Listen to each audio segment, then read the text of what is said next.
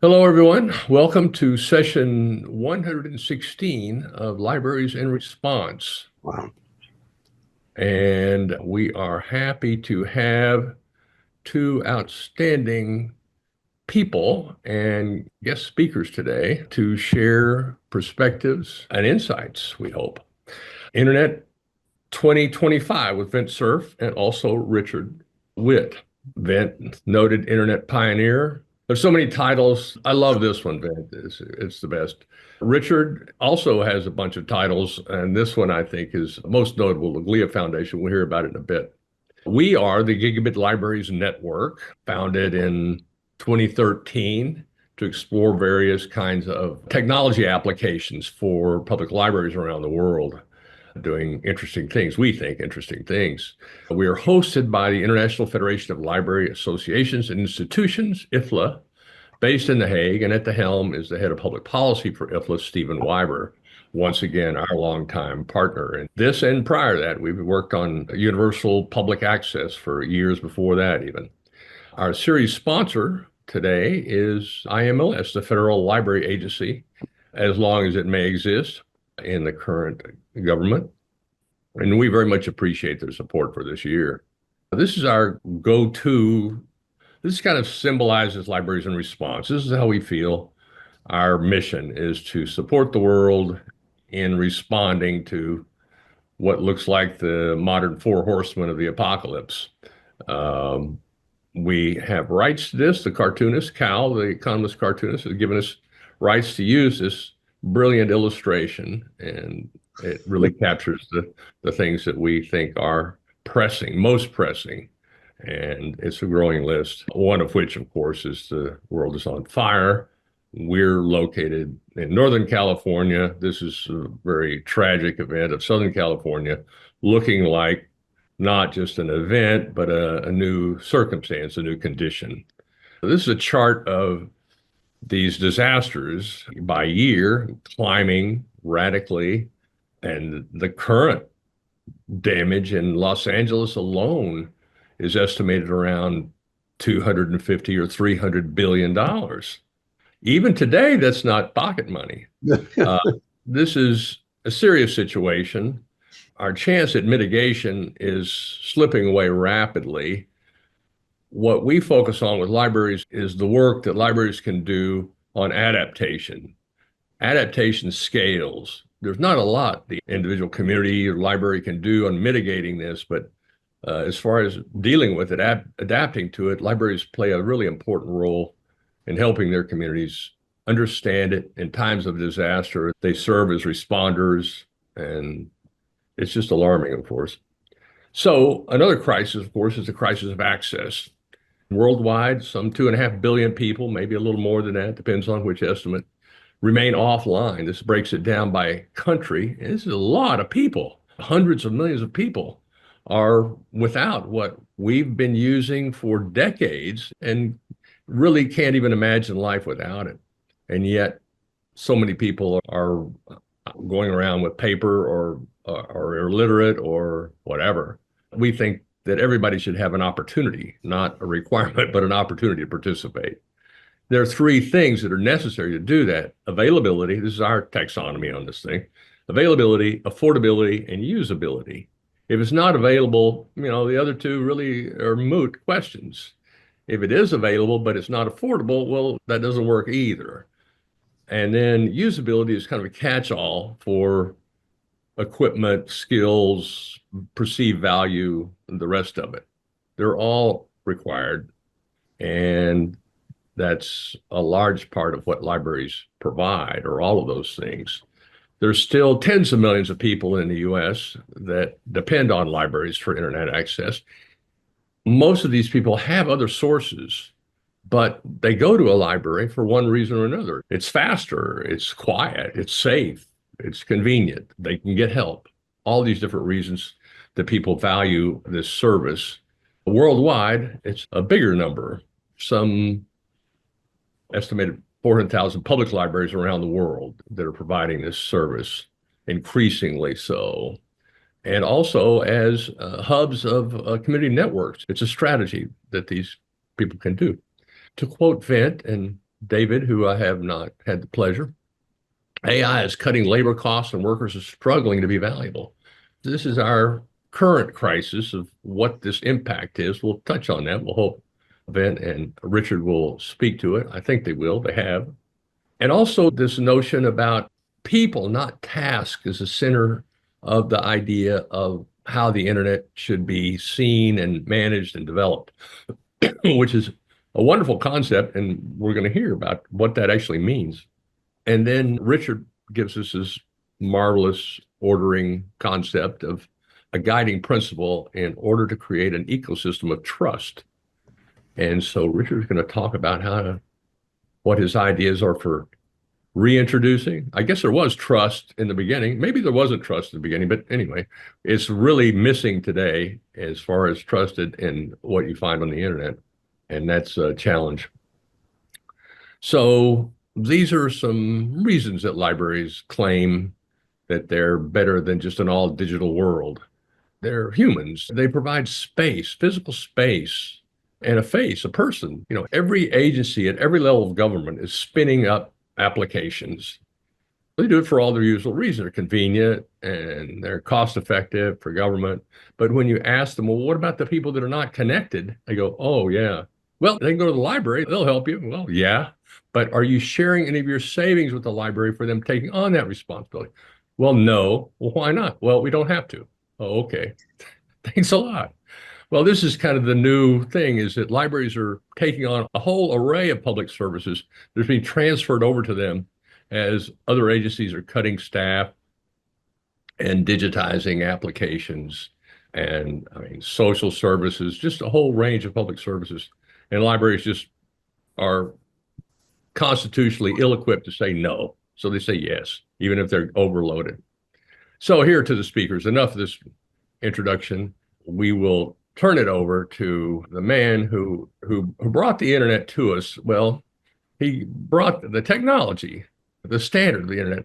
I just want to touch on that, Vint, and if you'll allow me to jump a little bit of history here on the explosion of the internet. I'm going to skip the kind of the 80s part where we had a lot of central processors and everything.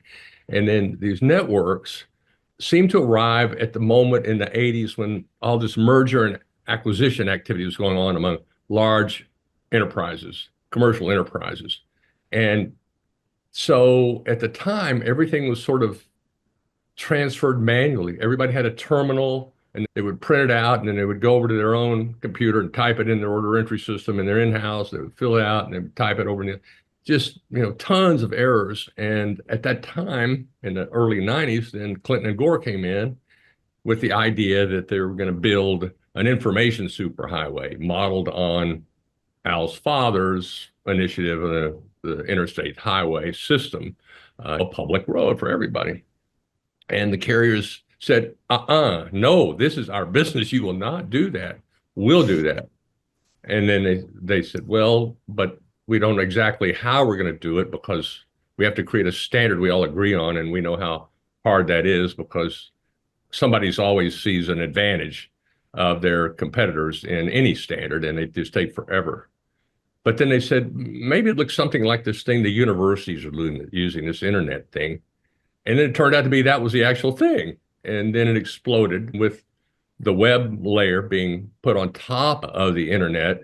It allowed all this rapid connection.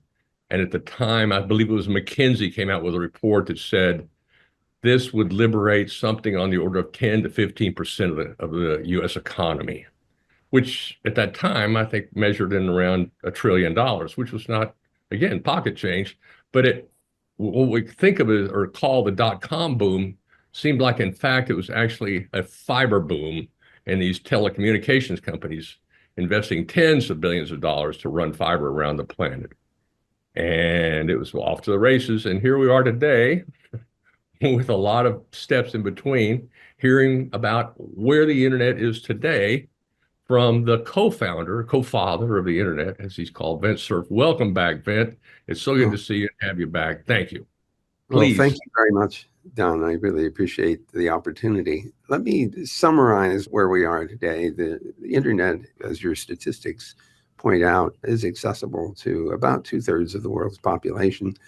And for even those who don't have direct access, of course, they are affected by the decisions that are made and applications that are built on top of the internet and the World Wide Web system. One thing that you didn't mention, but which you can see sort of in the board behind me here, that's a picture of how email is going to work in the interplanetary extension of the internet.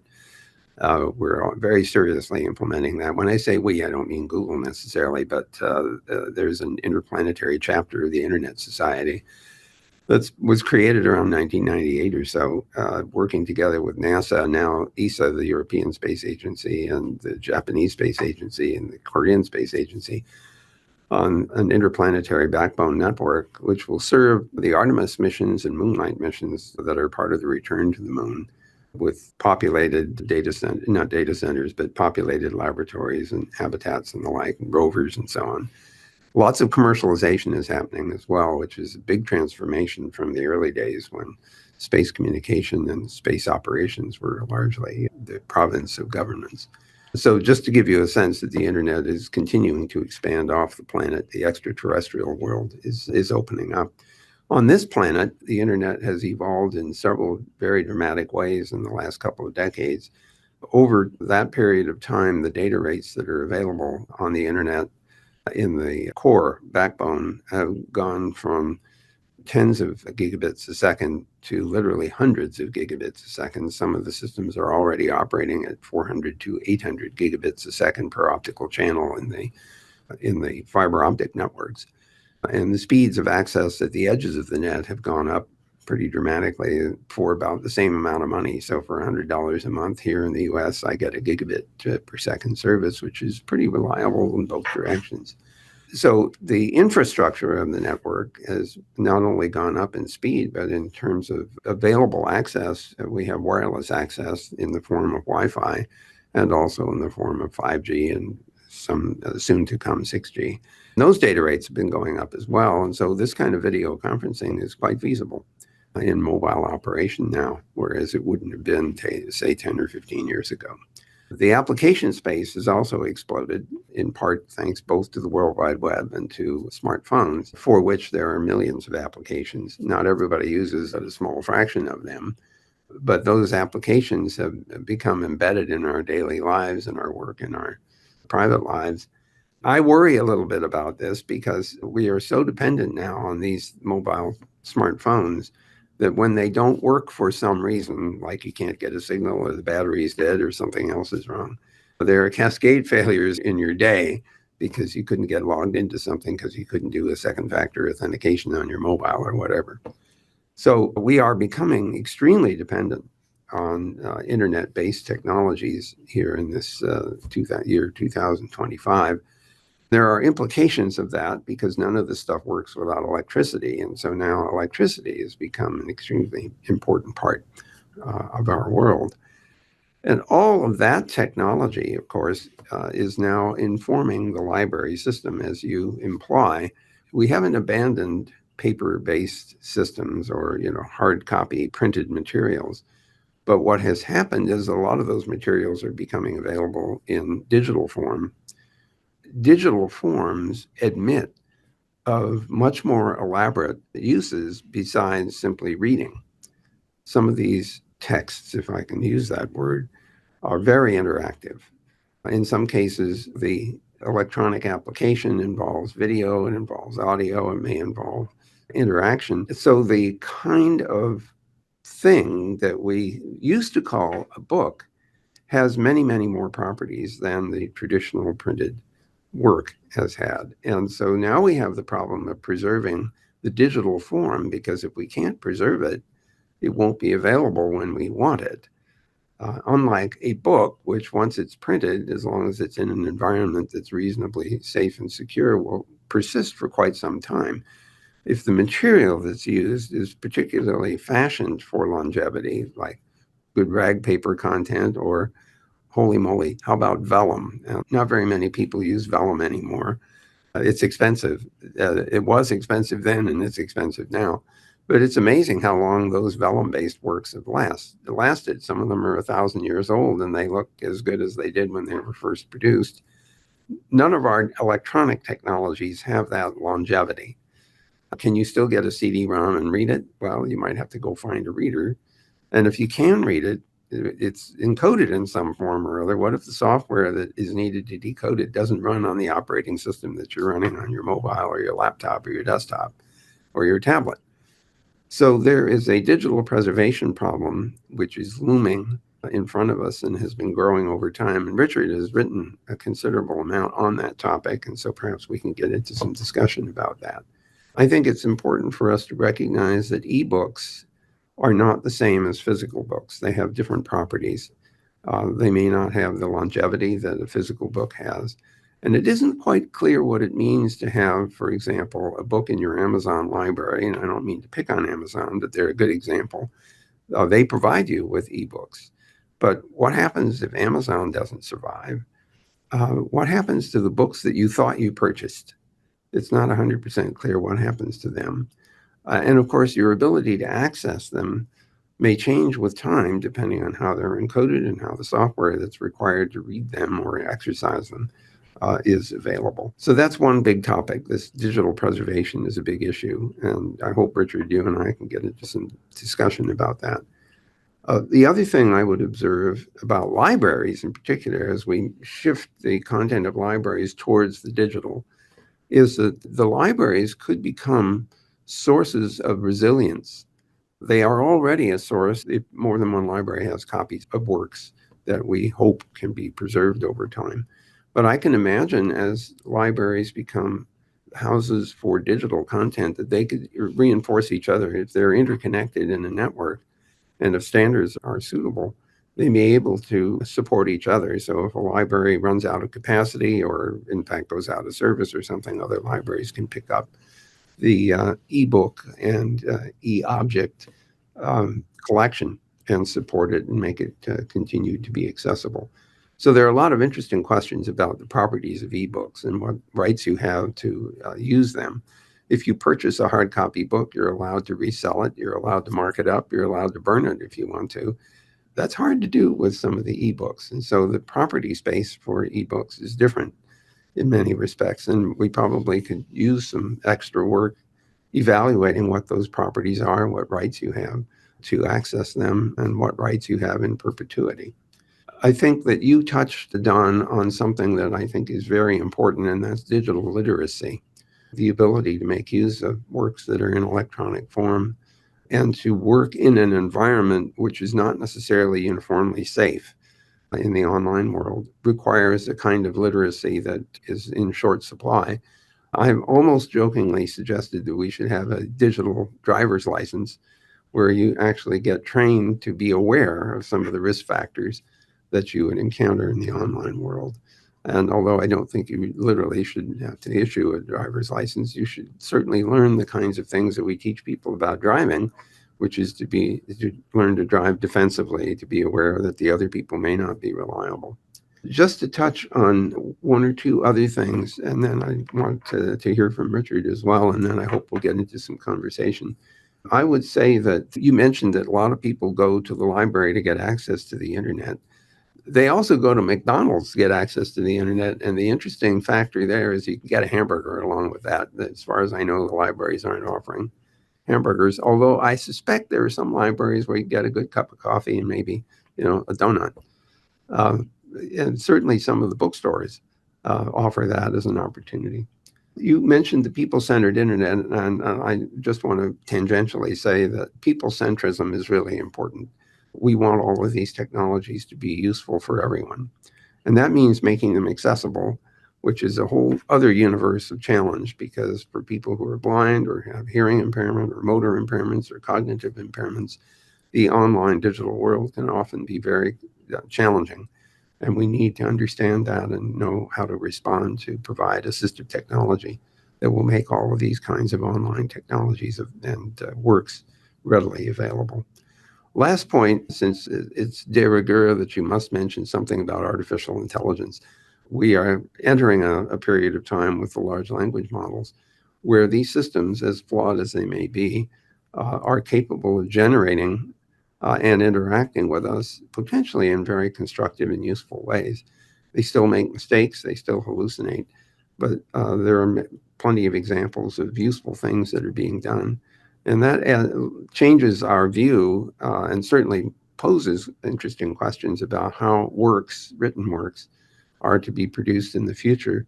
To what extent will the large language models become an important part of both generating and consuming information over time? Let me stop there. Hopefully, I will have dropped a few seeds worthy of triggering discussion. But Richard, who has worked very hard in this online space, has a lot to say as well. So, Richard, why don't I turn this over to you for your preamble? Will do. Thank you, Vint. And I'll be fairly brief. Great to be here again. I believe it's my fourth time, Don. In fact, I was here a year ago to talk about AI. And then last October, I was pleased to be able to talk a bit about my new book, Removing the Web, and my work with the GliaNet project. I just want to touch on a couple of quick points because I agree with Vint. This is much better as a dialogue than us speaking at you. I did have one quick story, though. When I first did work for Google back in 2006, I wrote testimony for Vint in front of the Senate Commerce Committee on net neutrality. There, we introduced Vint as the chief internet evangelist, which is still my favorite title for him. And his opening comment to the august senators lined up in front of him was, "I'm Vint Cerf, chief internet evangelist at Google. I apologize, I left my ecclesiastical robes in the cleaners." Among other things, all smiles up on the podium was a great way to introduce the topic to a much more, I think, receptive crowd. Anyway, great to be here. I would make one small adjustment to your slide on the 10 ways that libraries are better than the internet. I would substitute for internet the web, because I think that is one of the areas of confusion, even to today, when people will oftentimes talk about the parade of horribles around, quote, the internet, when in fact the web is the overlay, as was mentioned briefly at the outset, is in fact the place where, unfortunately, a lot of these challenges occur. What Vint helped to create and promulgate in the world was this amazing bearer protocol, which in fact allows all kinds of networks to utilize it and all kinds of applications to sit on top of it. The web, of course, is the most successful and far-reaching of those applications, but oftentimes we get the two mixed up a bit. Let me just talk real quickly about this notion of ecosystem of trust that you mentioned at the outset, Don. I think this also goes to this idea of a people-centered web or people-centered internet, which is to say that the notion of having authentic trust in our society, unfortunately, is at an all-time low in all of the major institutions we see, from governments to churches, of course, to the media, and in each other as human beings. It feels like we shout at each other much more than we actually have a reasoned discussion about something. And I think the erosion of trust, while the web certainly has not created it, I certainly think it has helped facilitate its growing demise in my mind. And these are my viewpoints. I don't know whether Vince shares them or not, but my perspective here is that we need to figure out ways of engendering more trust on the web. Laura Botsman has written about this. I talk about her a little bit in my book. The idea of the difference between what she calls local trust, which is sort of the traditional trust we have as human beings with each other, to institutional trust. As things like churches and governments grew, we started to lend our sort of human trust into these institutions in a different way, but oftentimes showed up in similar fashion in terms of the ability for somebody to give your trust to somebody else to do something on your behalf because it benefits you.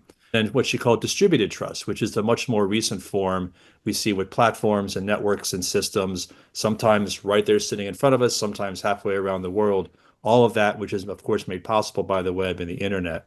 She said this is based on infancy, and she says the way it may grow is through what she calls reputation. Her quote is, "That is trust's closest sibling." So if you don't have actual direct human trust in somebody, the next best thing is relying on the reputation of that person or institution to do something on your behalf and to benefit you.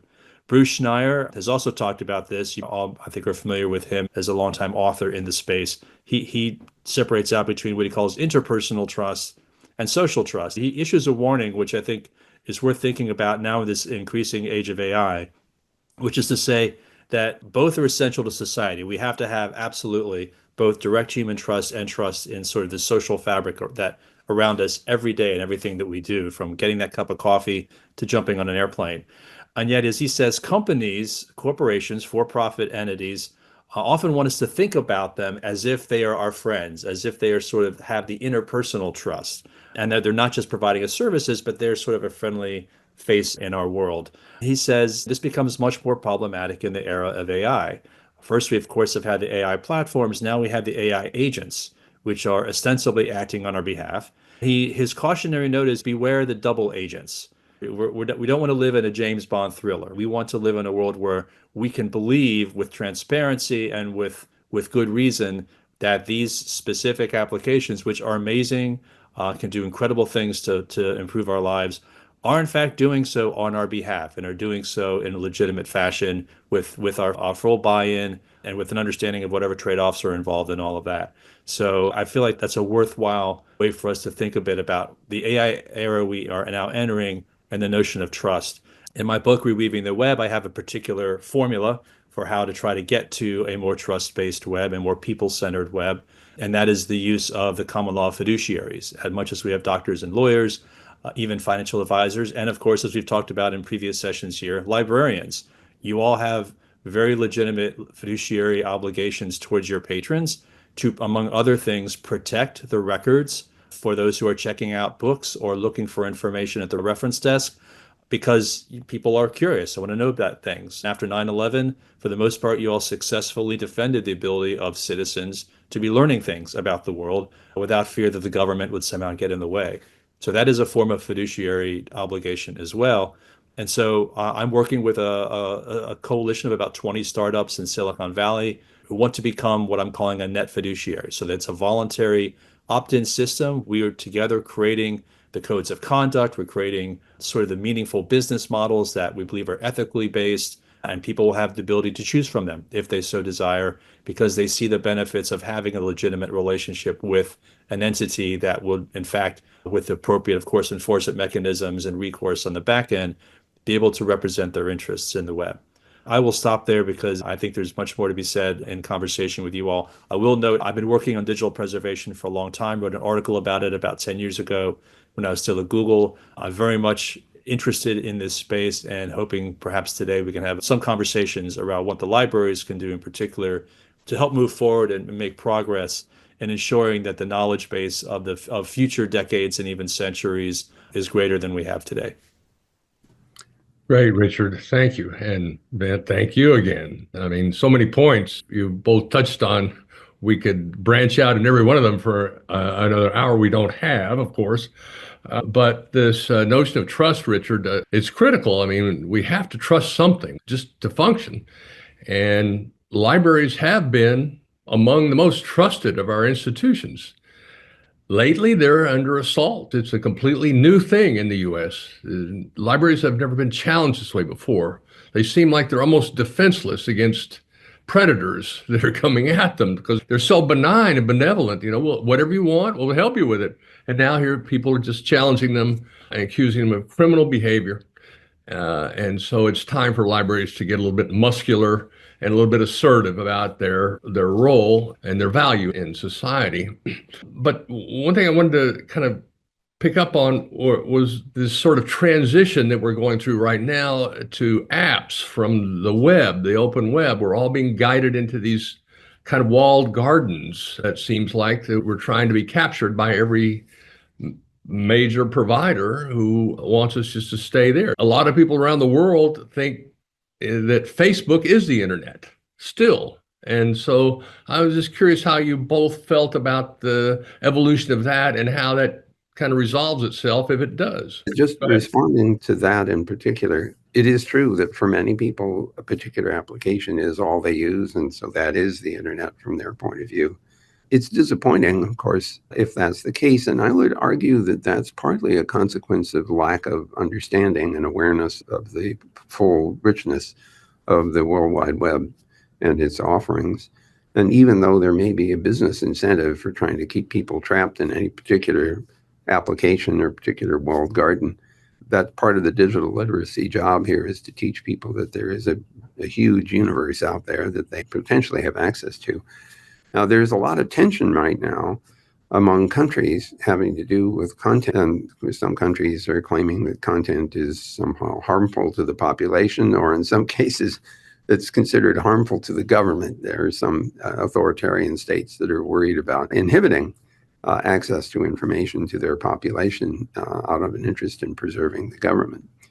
And that is leading to a kind of fragmentation in the internet environment. That's something that I want to push back on, to argue for free flow of information across international borders. But there are tensions there that we are going to have to deal with. How would we deal with that? If the Chinese are building their own standards and the big tech in the US by itself are building their different standards, where does that get resolved? Nobody governs the internet. Well, the internet is this grand collaboration, and it's a consequence of cooperation and agreement on common standards. No one is forced to use those standards. And so if the Chinese would like to build a firewall and inhibit access to the rest of the universe, to their citizens, we can't do anything about that. I almost am willing to say, okay, you're welcome to cut yourself off. Just don't try to force on everyone else the same kind of behavior and the same kind of constraints. I don't care if you mess up your own nest, but don't mess my nest up. Now, unfortunately, in international dealings, you often get the authoritarian states taking positions that are adopted by others, and you may end up with a fragmentation as a consequence of that. The most recent example of an attempt at international agreements, there's a cybercrime convention that was agreed, although not necessarily ratified yet, by member states, and also the Global Digital Compact, for example, and the coming World Summit on the Information Society plus 20 meetings that will possibly determine the fate of the Internet Governance Forum, which is a big multi-stakeholder activity that is intentionally designed to allow for multiple parties to express their views and to try to come to a common agreement. So there's tension that you bring up, and there's no simple solution. There certainly isn't a purely technical one. The internet was designed to be as open as possible deliberately, but there are forces out there that are trying to use arguments like data sovereignty, which is intended to be an analog of political sovereignty, to essentially build barriers to the transfer of information across international boundaries. So there are challenges there.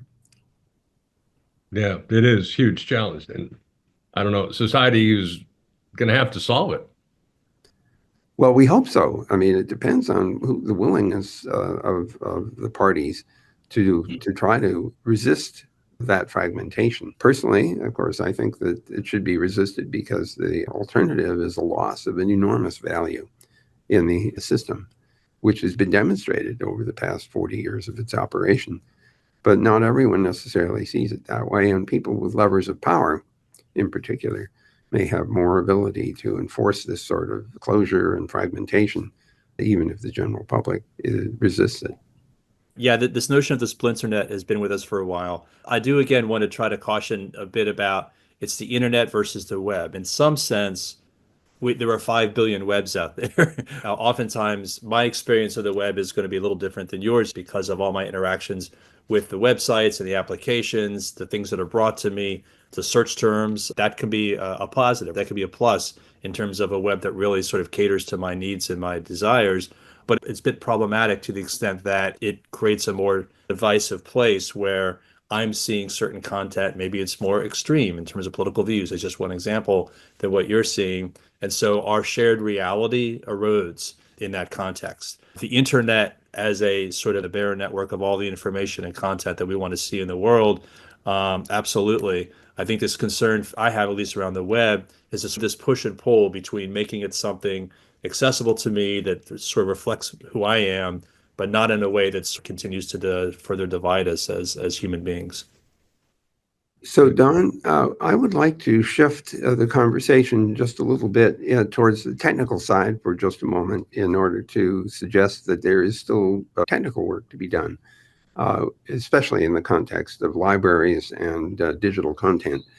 One thing that's needed, of course, is standards so that digital objects are accessible and interworkable in some fashion.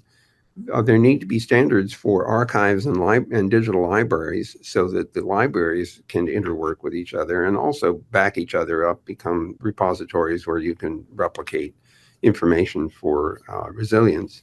So we need a lot of technical standards. I think in terms of digital preservation, we need an archive of instruction set architectures for the various kinds of computers that have been invented so that we can emulate them if necessary to run old operating systems, to run old software that can read old documents and old digital objects. So there's a whole set of technical practices and maybe some rules that need to be, freedoms that need to be added to say that if you're an archive, it's okay for you to have the instruction set architecture information and copies of old operating systems and the like, and the permission to run them for purposes of getting access to digital content, which isn't accessible in any other way. So I can imagine a variety of legislated agreements, both national and international, that empower libraries and archives to have persistent access to some of these technologies. There's something that Richard said that I want to reinforce, and that's the notion of trust in the context of provenance of content. Knowing where something has come from is pretty important because it might give you a clue as to the degree of trust that you should place in that content. So I think provenance has got to escalate in importance over time in this digital environment. And I also believe that strong authentication is a partner in all of that, because you would like to be able to verify where things have come from. One way to do that is digital signatures that are associated with certificates that say where something came from, and you can confirm that it hasn't been altered. So we have a lot of work to do along the technical lines in order to achieve the kind of trust building that Richard argues for, and which I agree is absolutely needed and is in short supply at the moment. Amen. Your reference to interplanetary communication, Vint, triggered a number of people with queries about low Earth orbit satellite communications, which of course is a fascinating topic and an extraordinary technology. It just leaps over terrestrial infrastructure, which has been a big barrier to availability. You have to build out, the edge is there, and it's unprofitable to go further, but now from space, it's all up and down. So the cost of delivery in downtown Cleveland is the same it is in outer Mongolia. So this is a fascinating technology. But of course, there are a bunch of questions about energy and dependency. Before we even talk about who's providing it, what's your take on this technology as far as what it's going to do to the ecosystem? First of all, I'm very excited about the low Earth orbiting satellite systems in terms of internet access, because as you point out, it makes things more accessible than they would otherwise be. Pulling fiber into the middle of the jungle somewhere or in the middle of the Amazon is pretty tough. But being able to get a small satellite dish in place is less expensive and more readily achievable. So I'm a big fan. Now, the data rates are still limited by comparison with optical fiber. But nonetheless, for accessibility, it's great, and especially the polar regions, which are very difficult to reach by the more conventional geocentric satellites. Now, the numbers of satellites are big. I mean, we're talking tens of thousands of satellites in orbit, and that has a couple of side effects. One of them is the interference with astronomical observation, and also they'll probably fall out of the sky on a fairly regular basis because those are low Earth orbiting satellites, and they eventually deorbit. Of course, the SpaceX guys have solved the problem. They have rockets that can relaunch the satellites on a regular basis. And so they built both ends of that equation fairly well. Whether these are affordable for everyone is a big question, because the costs are still high in some economies. And so that's an issue for access, among other things. But I'm quite excited about the terrestrial access to low Earth orbiting communication.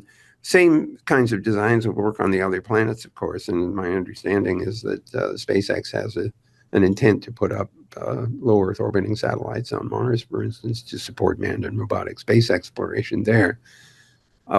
Those are not particularly helpful for interplanetary communication. For that, you need very, very big dishes, which might be in orbit or it could be earthbound.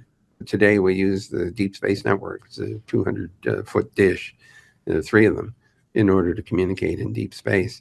We will probably need more of those, but I'm a big fan of the low Earth orbiting satellite systems as an improved way of getting immediate access to the internet. Now, you say it's not as fast as gigabit fiber, which is, of course, true, but the great majority of people don't use gigabits or need or wouldn't even know that they had it according to the application they use. Well, it's easy to say that, Don, but what I've noticed over time is that whatever bandwidth you have, you don't want any less. No. And applications have been enabled that couldn't be done before because of the increased bandwidths that have become available. So I'd be a little cautious about arguing that everyone will be satisfied with less than a gig or whatever the number is. People flock to applications that they find useful. And once it's feasible to carry high data rate stuff, people will find reasons to make use of that. Certainly that's been historically true. I see that Marita has asked a question. She's concerned about the lack of regulation and control of LEOs. I actually think that there is an increasing amount of attention to exactly this policy question of how many orbiting satellites can you have. In the case of the US, you have to go to the FCC to get permission to launch those satellites, and that's probably true for other countries as well. So I think it's not totally out of control, but it's fair to say that there are an awful lot of satellites that have been approved. And that does give you this sort of feeling that it's going to become increasingly chaotic. There is, however, an awful lot of room in space. We don't fully appreciate that. Even if 50,000 satellites sounds like a big number, they're not exactly running into each other. We do worry about possibility of collisions, though, and so it's important to have satellites that have the ability to detect and move out of the way of something that looks like it might collide. So a lot of those satellites do have the capacity to move.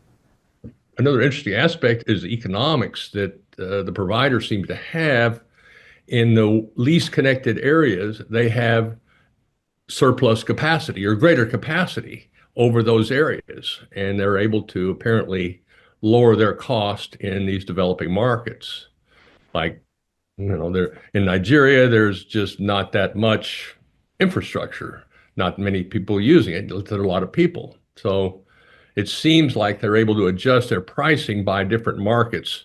I'm presuming it's because they have capacity, downlink capacity that they're not using otherwise. So we'll see how that all unfolds. Can we return to AI impact here for a moment and this new proposal that the government has made to set up a $500 billion initiative to promote AI, likening it to Symatech from the 80s and the submicron consortium. So what's your take on that, either one of you?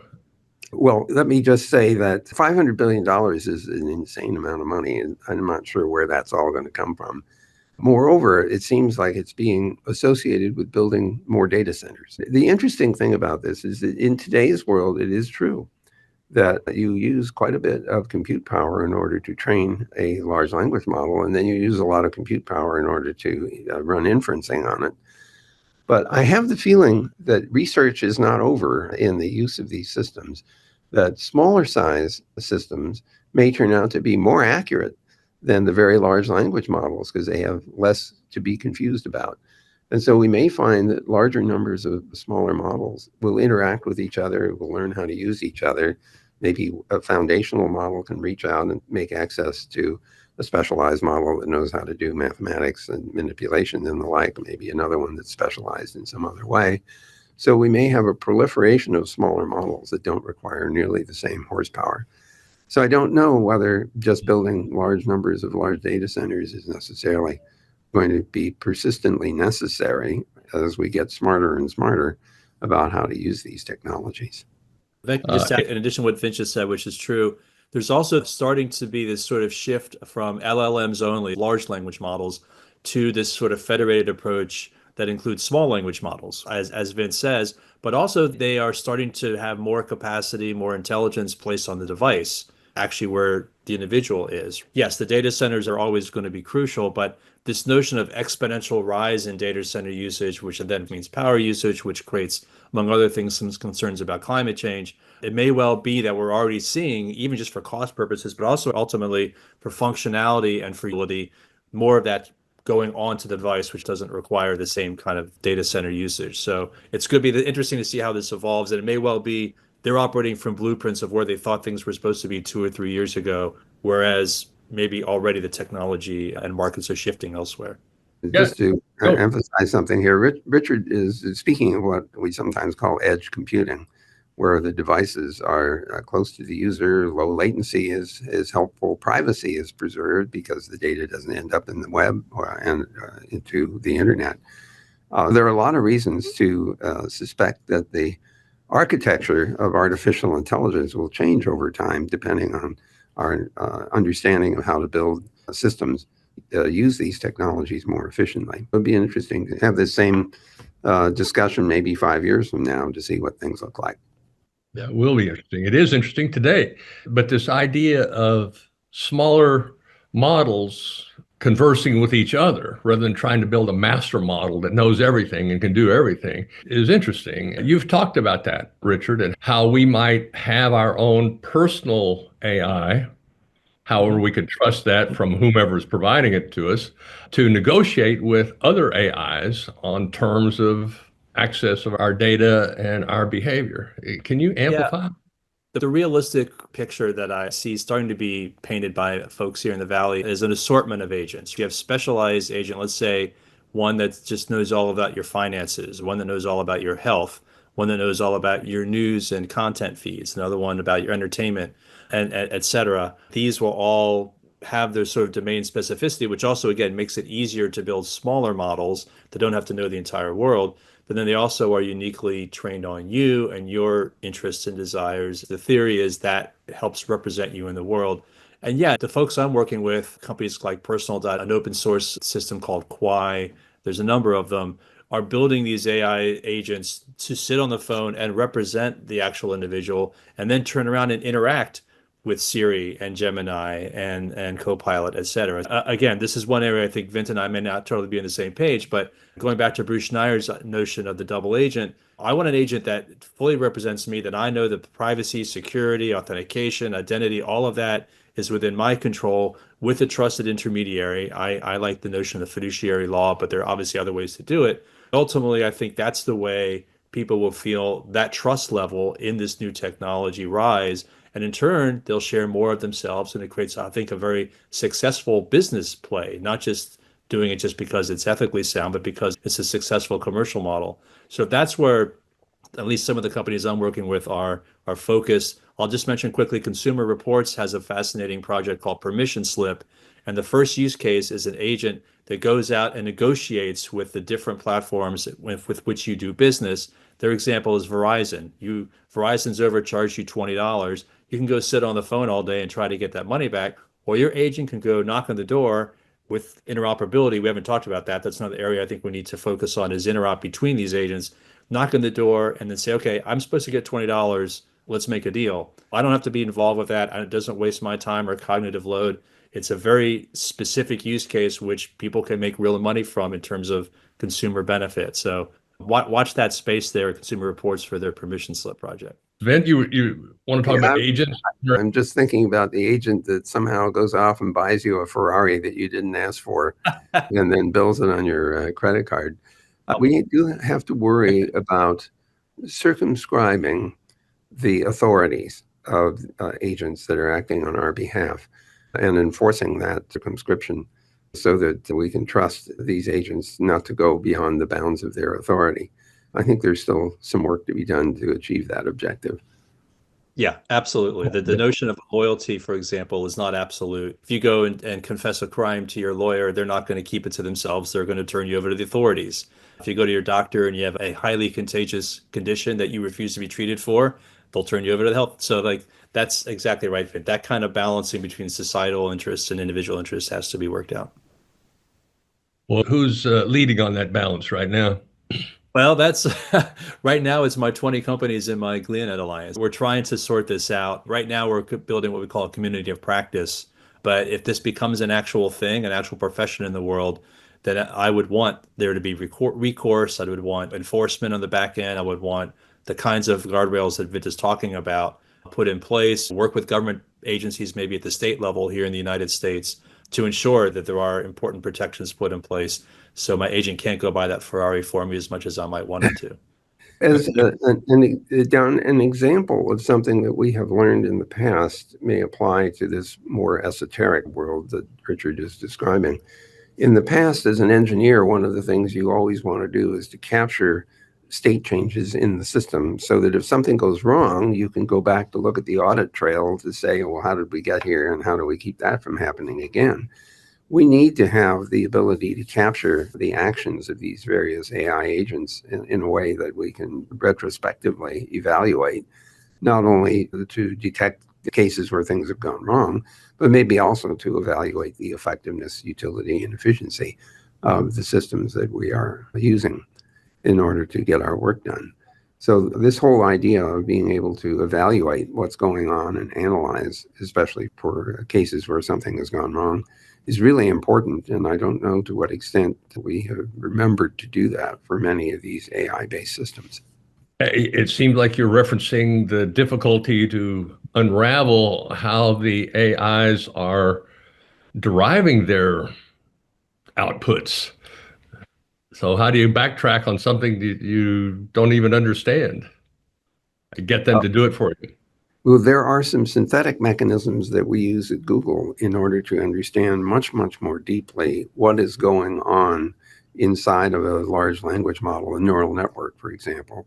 I'm not expert here, but there's a kind of a sparse analysis that goes on to figure out which pieces of this complex large language model are activated by various inputs in order to understand how the agent has derived some output. If the output is inappropriate, then we can go back and understand more deeply how did it get there and what do we do to retrain it to avoid that particular outcome. Well, this is, of course, an enormous topic, and it's striking how this has captured so much attention and imagination, not just technologists, but everybody is wondering what this means to civilization. Is this the end of civilization? So there's a lot going on, but we're coming up on our hour. We're actually arriving on it. So Richard, final word. Somebody mentioned in the chat, what can library trustees do in both digital preservation and AI? On digital preservation, probably the single biggest issue is a legal issue around intellectual property. So another form of IP, not the one that Vint helped create. When we move from the print world to the digital world, it creates challenges. It's been much more difficult for libraries and archives to be able to gain these resources, to be able to lend them out to people. So the need to reform the IP laws in the United States and elsewhere to have a broad enough exception so that libraries and archives can authentically provide their services to people in the digital space. Just carry that a point further. That's a kind of a macro challenge. The individual facilities and these individual boards are trying to come up with policies. How would you guide them? On this point, I would just say lobby your local politicians, try to get them interested in making these kinds of reforms, because to preserve the content long term would be much more challenging if you don't have the IP laws where they're supposed to be. Right. Okay. Vint, last word. Well, I think that I would suggest that people who are worried about digital preservation, and they should be thinking about what steps we need to take, both from the policy point of view, legal and legislative point of view, and the technical point of view, to say nothing of business point of view, for sustainability and resilience, in order to make sure that the 22nd century has some understanding of what went on in the 21st. Because if we don't do this preservation, they won't know. I think they're forgetting right now. So, okay. Thank you both so much. Vint Cerf, Richard Witt, you have given us tons to think about and more to talk about in the days ahead. So have a great 2025, everybody, and we will see you next time. Thanks so much, Don. Bye, everybody. Bye, folks. Thanks, Don.